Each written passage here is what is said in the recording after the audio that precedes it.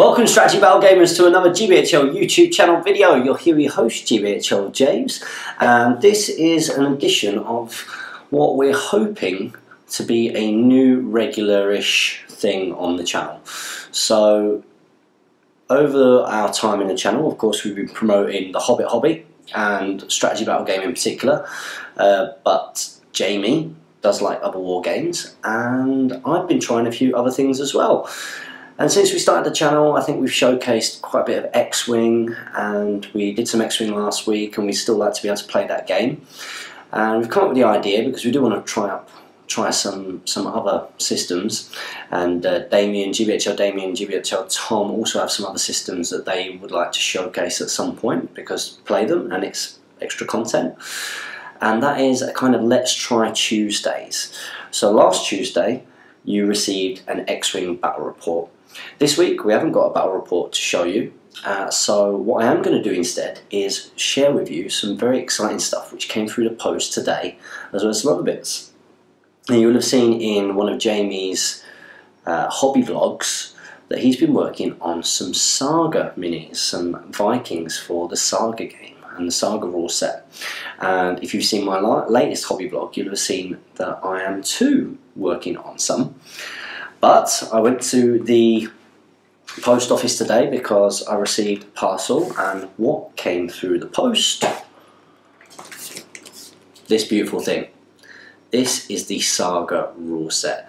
Now, for anybody who's watching this and you're not interested in learning about other systems, and you are into that, you don't have to watch this video. Okay, this video is not going to be for you. We're not going to be doing anything to do with Hobbit Strategy Battle Game. This is just me talking about some of the things which I picked up for SAGA, and probably just delving into a little bit how building a warband actually works for the game before we actually start trying it. So this is the book, and I was already aware before I got the rules book a little bit about SAGA, because I checked out on YouTube, just like you guys probably have done for the Hobbit hobby. I checked out how to play SAGA, and there was a very good, I think the guy's from New Zealand, I can't remember what his name is, but he does a series of videos which teaches you about SAGA. Maybe we'll do something like that when we learn how to play in the future. So for those of you who don't know what SAGA is, it's a Middle Age based game. It's I know that they've expanded into other areas in the Middle Ages, but predominantly it's known for being a Dark Age or Viking Age era game. And with the initial rule set, it gives you the rules for 4 factions, and the factions each come with a battle board, as it's called. This is how you issue commands to your forces. You've got the Vikings.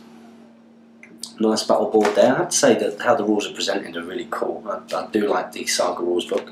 You've got the Normans, right now, and their battle board. You've got the Welsh, who by the looks of it, much more skirmishy. And you've got the faction that I'm going to be playing, which is the Anglo-Danish. It's the Anglo-Danish. In particular, a hero of mine is Harold Godwinson. If you do some research about him, it's not just about the arrow in the eye. So with the rules set, you do get these 4 battle boards, and then also a description of how to play the game. So I have decided to go for Anglo-Danes, and I knew because of these videos that most games of SAGA are either 4-point or 6-point games, and the army building is relatively straightforward, and it's all here in this book as well. And that is that if you are playing SAGA, there are 4 different unit types. Now, they're called maybe different things across the different factions, but there are 4 unit types. You have your warlord, you have your Hearthguard, so these are your elites, you have your warriors, so these are kind of like your mid-level, professional troops, and then you've got your levies. Okay, now a unit of Hearthguard, a unit of warriors, and a unit of levies, they all cost 1 point, but where they differentiate in terms of army building is that if you pay for a point of Hearthguard, then you only get 4 Hearthguard. If you pay for a unit of warriors, you get 8 warriors, and if you pay for a unit of levy, you get 12. So I've heard that 4 points is a good place to start, although most people play at 6 points. So I have started building a 4-point army. And the first thing I wanted to do was to sort out my warlord. Now, a warlord comes free if you just get a generic warlord, but something that I was quite keen on was to get Harold Godwinson. And the reason for that is, one, yep, he's a hero of mine, but two, the model is gorgeous. And lo and behold, along with the Saga rule set today came Harold Godwinson. So I'm going to show you the mini now. He's not fully assembled or painted or anything, but each of these heroes of the Viking Age, they're called, they come with a special set of rules. So let's see if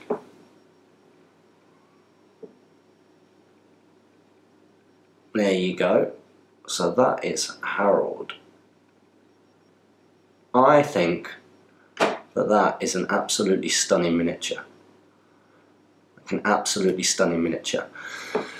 Now, if you get a Heroes of the Viking Age, you do actually have to pay a point for your warlord. If you just get a generic warlord, then you don't have to pay a point, and of course that's because they've got some special abilities. And one of the things that is unique about Harold Godwinson and that gorgeous model is that he can bring his brothers. So these are the earls. Let's see if I can. It's interesting how these guys are put together. They've got little holes sort of where their hands and their wrists are. Or maybe I'll just show you. So that's one of the brothers. Oh. And you can see they've really got that sort of Huskar look with the hauberk, the chainmail, coat, and also the big moustache, which is very Huskarly. Of course, Huskars are the main elite of the Anglo-Danes. It had such a big impact on Anglo-Saxon culture from the north point of view. So you're talking about the northern families of Northumbria, etc. So that was going to be my warlord. And next up I have my Hearthguard, and the Hearthguard in the Anglo-Danish are your Huskars. And the unique thing about these guys is that they can take a Dane axe, a two-handed Dane axe. It basically gives them +1 to wound, but it's also -1 to their defense. So I showed you some of these guys.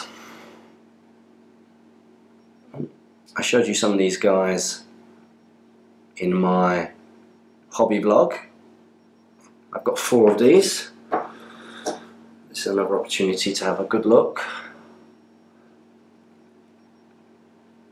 at the big axe wielding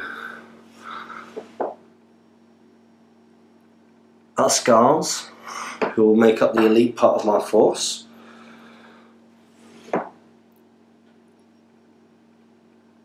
Now, each unit that you buy gives you an order, as it were. So a standard generic warlord will give you 2 orders, a unit of Huskars or Hearthguard even will give you an order per unit, and a unit of warriors will give you an order per unit. Now, units of levy don't, so you have to. That's to reflect that levies are sort of difficult to control. And if you've got a big levy army, you might have lots of troops, but you're not going to be able to command them very well. And these orders effectively come in the form of Saga dice. Now, one of the things about having a hero of the Viking Age, so Harold Godwinson, is that although you pay a point for him, you are getting an extra order. So, let's say I had Harold Godwinson. He gives me 3 orders. This is all for the planning phase. Let's say I had 1 unit of Hearthguard, so that takes me to 2 points, plus Harold Godwinson, they give me 1. And then let's say I had 2 units of warriors, which is what I'm going for. That's another order each. That gives me 6 Saga dice. Now, these Saga dice I'm very excited about. They came today. As you can see, they have got these images on them. Okay, now you can use a normal D6 for this because effectively I think there are more of, let's have a little look in the rule book. Yeah, so for example with the Anglo-Danes your 1 to 3 are basically represented by an axe. Your 4 and 5 is effectively represented by your horse there, and your 6 is the helmet, like the Sutton Hoo helmet there. Okay, so you can use a normal d6, but it's quite cool to have these dice. And what you do, if you've got 6 orders at the start of your turn, your planning phase, you would roll these dice. So let's say I roll them now. Okay, so I got 2 axes, 1 helmet, and 3 of the horses. I'll then go to my battle board here, and this is effectively, you allocate these dice accordingly to the battle board for what they can pay for. So for example, there's an ability here called the push, and the push requires 1 axe. So if I wanted to use that in my subsequent turn, as it were, I would allocate one of the orders to that. As well as these special abilities, they've also got the normal abilities, which you can do however number of times. So these are things like movement and shooting, etc. And again, you know, if you want to use your elites, you can use any of the dice. If you want to use your warriors, then you know an axe or a helmet will do. And if you want to use your elites, then you know you need a helmet or a horse, just to show that they're harder to command, which is quite clever really. So that's how the battle board sort of works in the order system, which I think is pretty cool. So as well as my Harold Godwinson and my Hearthguard, I've also got 2 lots of warriors, and I've got these from Wargames Foundry, and I picked them up when the lovely GBHL Damien took Jamie and I, and then we later met up with GBHL Tom to Selwyn, which was at Crystal Palace. And I was having a good look around because I've been interested in getting involved in the Dark Age game. I love this period of history, the Viking Age, and I've not been sure even when I've been looking online at Gripping Beast miniatures, you know, which minis I really wanted to go for, and it was only by being able to look through all of the different companies, or lots of different companies that did them, and actually physically see the minis, that I decided to go for these Wargames Foundry ones. So what I'm going to do is I'm going to show you my 2 lots of 8 warriors that I've got here.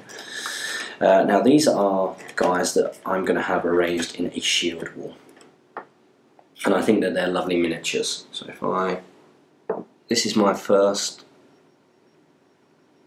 lot. So these guys, they'll all have a shield attached. So if I love the size of the shields as well. Let's imagine that he's actually got that on his hand there. And these guys will form the shield wall of my Saxon force. So I'm going to show you some of the minis here. And I can't wait to get around to painting them. I don't think they're going to be too hard to paint because it's just lots of chainmail. What else have we got here? And there's some cracking poses on these guys. I know that Jamie said that painting these minis made him realise just how good Games Workshop minis are, and I would agree with him there. I think the quality of Games Workshop miniatures is absolutely fantastic. But I do really like these.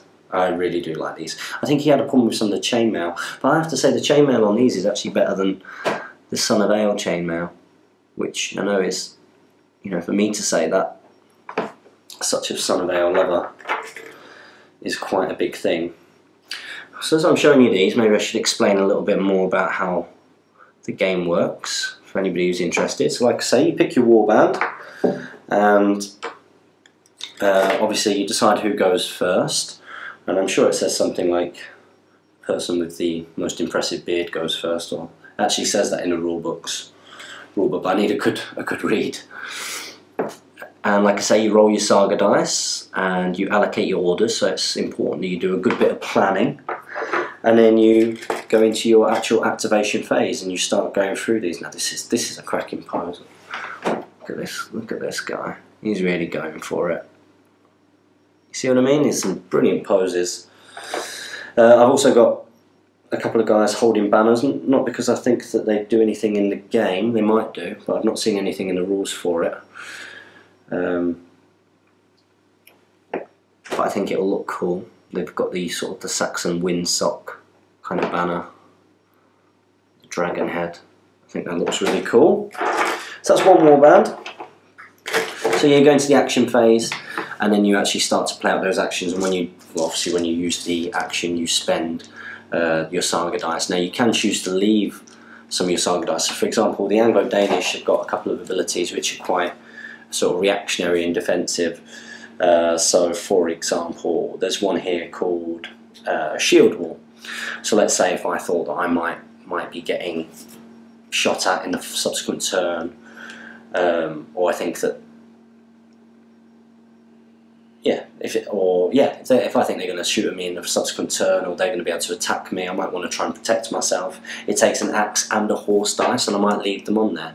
Now if they remain left on there in the following turn, you obviously roll less of these Saga dice, so less orders, because you're keeping that order on there. And that can be quite a good tactic if you, for example, there's a couple of really good abilities here like Lords of Battle and Trapped, which maybe I'll go into a bit more detail in the future.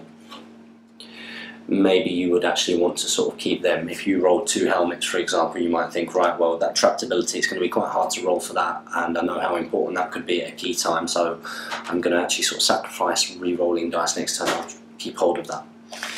Okay, so I will show you my next warband. Now, these are slightly different. I've gone for, they're still sort of Anglo-Danish, but these ones have definitely got more of a kind of Viking, Northman-y kind of look. They've got beards rather than, well, they've got longer beards rather than sort of shortish cropped hair and moustaches. These guys have got big beards, and I wanted to sort of reflect that, you know, they come from the north, and maybe they were a bit more mercenary. You can see that they've got a bit more of that kind of Viking look. And I just thought as well it'd break up the army and look quite cool. To sort of have this kind of different type of warrior almost. This guy here definitely looks like an Anglo-Saxon, for example. So he would almost be like he's the Thane in charge of this Norseman looking or Dane looking unit. And again, I've got a guy here with a banner, because I think it looks cool.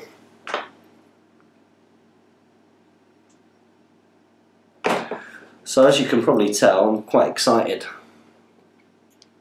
to get these guys together and actually start to learn a bit of Saga and share that with those of you guys who are interested. We do want to try some other systems, and one of the big things with this channel that we found is that, of course, Lord of the Rings lost a lot of players over the last few years who have gone off to go and play different war games, and the Great British Hobbit League and the GBHL YouTube channel have been really good ways of getting those people back involved in the hobby. So maybe, just maybe, videos about Saga and X-Wing and maybe Warhammer and Warhammer 40k or Infinity or any other system that you guys would like to see us showcase on the channel. We will try and keep it to these Let's Try Tuesdays. Somebody might watch that and think, do you know what? I didn't realise there was all this support for the Hobbit, and they might go from the system that we're showcasing that they currently play, and that's how they found us, to getting back into the Hobbit hobby. And as well as that, we are human and war gamers, and we'd like to try out other stuff as well. So I hope you've enjoyed sort of seeing how my 4-point warband is growing at the moment and what I've got in it. I have to say I'm so impressed with Harold Godwinson and his brothers. I think that they're stunning. I'm really impressed with, look at that, I mean it's absolutely stunning, that mini. I'm really impressed with the rules book and how it's set out. I mean it's full of really cool stuff, even the way that it's written. You know, it's got these little kind of like Ragnar says, so Ragnar Lothbrok says, which is really cool. I think to expand upon my warband to 6 points, I think I'll probably get another unit of Hearthguard and a unit of levies to sort of bulk up the numbers a little bit. and I look forward to showing you guys how to play this in the future. So that's been a little mini video to fill in this week's Let's Try Tuesdays, which is something that we're going to try and do going forward when we get the chance, and I just wanted to use it to show off the amazing minis and Saga rulebook that I've got. So as always guys, make sure that you comment, like, share and subscribe, that you support your Hobbit hobby, and happy strategy battle gaming.